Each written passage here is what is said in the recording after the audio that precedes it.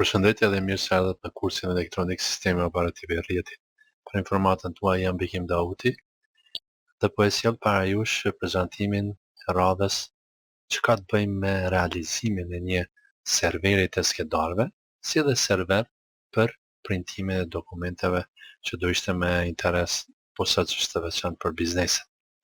Atëherë pa humbë kohë, sa herë që kërkohet të shtojmë një rol në Windows Server 2012, tash me dim se duhet ta kontaktojmë panelin Server Manager. Klikojmë tek Server Manager, ikona në shritjen e detyrave poshtë të ekranit, me do na shfaqet dritare e Server Manager. Pa humbur kohë, klikojmë tek vegza Add Roles and Features. Neve po shtojmë një rol, andaj opcioni para zgjedhur tashmë është i duhur për ne, klikojmë Next. Tash me dim se ky është serveri ku neve përshtojmë gjithë këto role, pra rolet që kemi shtuar deri më tani, dhe nuk janë pak. Është Active Directory, Domain Services, Domain Name System, Internet Information Services, si dhe për këtë do flasim sot, File and Storage Services, që në ka i shtuar, të shohim se. Shkojmë Next. Jemi këtu, dhe do duhet fillimisht të shtojmë rolin File and Storage Services. Ta kërkojmë në listën e roleve, ku ndodhet ai, dhe po shohim se tashmë ai është i shtuar këtu.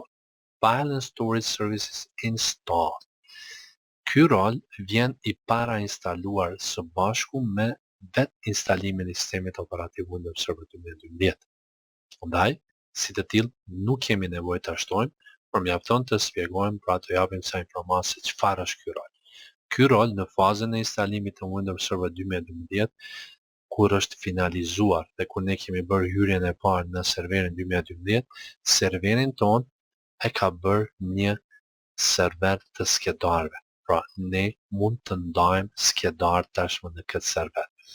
Gjithashtu, ne mund të menaxhojmë, pra përmes storage services, për pjesës së dytë të këtij shërbimi, ne mund të menaxhojmë dishet që tashmë i kemi në këtë server. Duhet ta pranoj faktin se për nga dishet ne jemi të vobekt në këtë server, kemi vetëm një disk, dhe për momentin nuk është një basic disk, formati basic disk dhe nuk është një dynamic disk, ku do të mund të implementoni me RAID formatet apo RAID llojet e disksheve. Pavarësisht, edhe në basic është më së i pranueshëm për neve, pra këtë rol e pas kemi të parashtuar, ecim tutje dhe të gjejmë rolin të cilin neve jemi të interesuar dhe është roli i dytë, Print and Document Services. Print and Document Services do të jap mundësi neve që në rast se kemi printer në rrjetin ton, atëherë të menaxhojmë, të administrojmë atë printer dhe printimet që bëhen në printer. Po ashtu në qoftë se kemi skaner në rrjetin ton, atëherë të menaxhojmë dokumentet e skanuara nga skaneri dhe natyrisht i përcjellim ato ose ti rrugtojmë deri në destinacionin e duhur.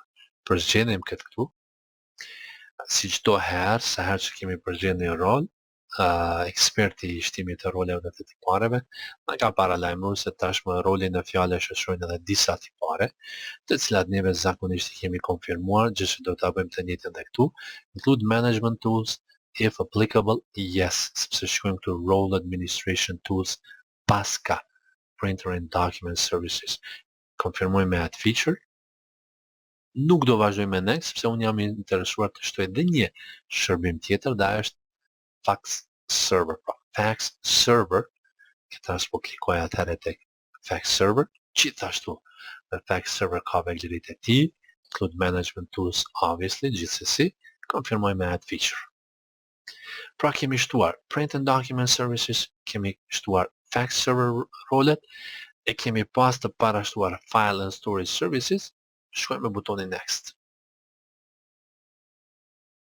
Shfaqet lista e tipareve, rrjedhimisht, nuk do përzgjedhim asnjërin nga këta, jo se nuk na duan, mirë po, e kemi parasysh se neve jemi mjedis trajnimi, pra nuk jemi mjedis production apo ambient pune. Klikojmë next. Si në rastet paraprake të AES-it me tekst të veçantë, edhe këtu kemi disa informacione që ndërlidhen tashmë me shërbimin Print and Document Services. Klikojmë butonin next. Shumë bukur.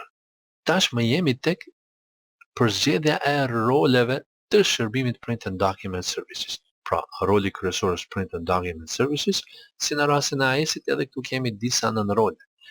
Ne duam të kemi vetëm print server, pra të kemi një server tek i cili neve printojmë dhe administrojmë radhën e printimit, apo dëshirojmë që të kemi edhe një distributed scan server, pra kemi një skaner në rrjetin tonë, që është i shpërndam, dhe taj neve tashmë menaxhojmë dokumentet që skanohen dhe përcjellen deri në destinacionin e duhur, pra deri tek përdoruesi i fundit.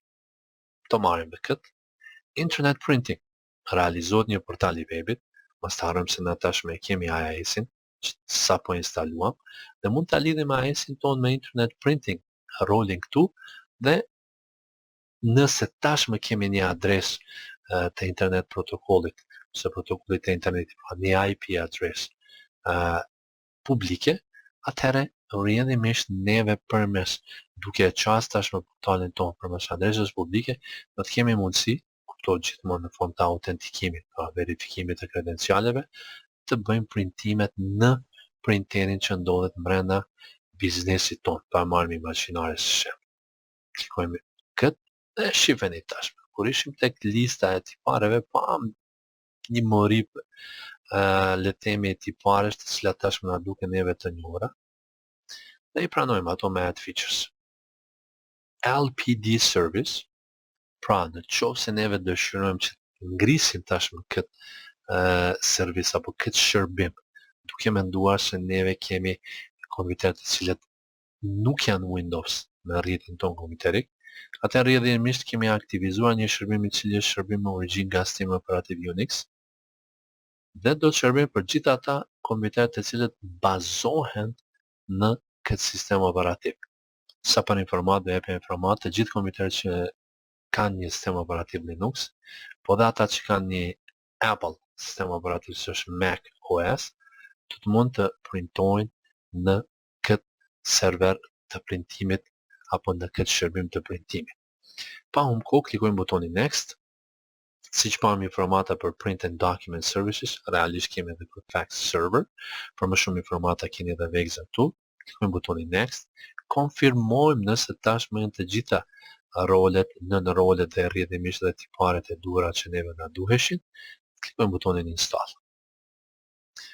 Si në rastet paraprake të shtimit të roleve të mëparshme, dhe këtu nis tashmë instalimi në serverin ton i roleve në fjalë, dhe do të merr kohën që i duhet. Mos harrojmë se ishte pak më e ngjeshur kjo listë e roleve, e nënroleve dhe e tipareve, për dallim nga ajo që pam tek AES.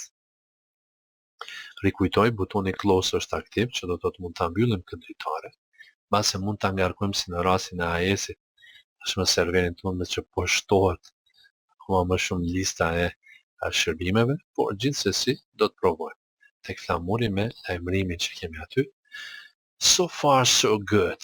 Pra gjithçka duket mirë, kur bëhet mirë dhe kur ecën mirë, si thot në fjalë urtë. Pra ecën mirë dhe mbar instalimi i roleve të printimit, të dokumentimit, që të më shumë me skanimin dhe rrjedhimisht edhe i faxit. Okej, të shkojmë atër diçka këtu, thot a restart is pending. Pra domosdoshmërisht këto shërbime që shtu më kërkojnë që të riniset ky server, që neve do ta bëjmë një gjë të tillë, patjetër. Okej. Atëherë, mbyllim.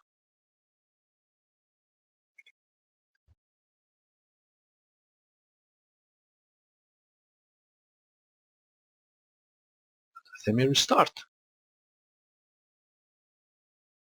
Continue.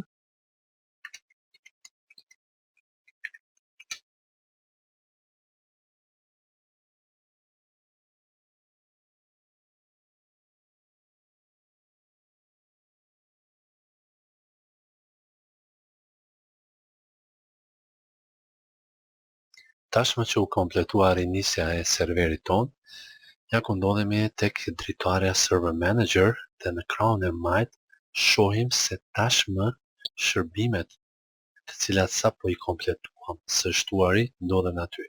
Fax Server është këtu, Final Storage Services ishte aty edhe më parë, si dhe natyrisht Print Services. Me këtë dhe konkludojmë këtë prezantim, duke falenderuar për vëmendjen dhe durimin tuaj, si dhe për kushtimin tim, Vlerësojmë se ishte një shtim apo një instalim i roleve të suksesshme. Faleminderit Rishazi për vëmendjen tuaj dhe qëndroni me mësimet e radhës të kursit elektronik sistemi operativ i rrjetit. Përshëndetje.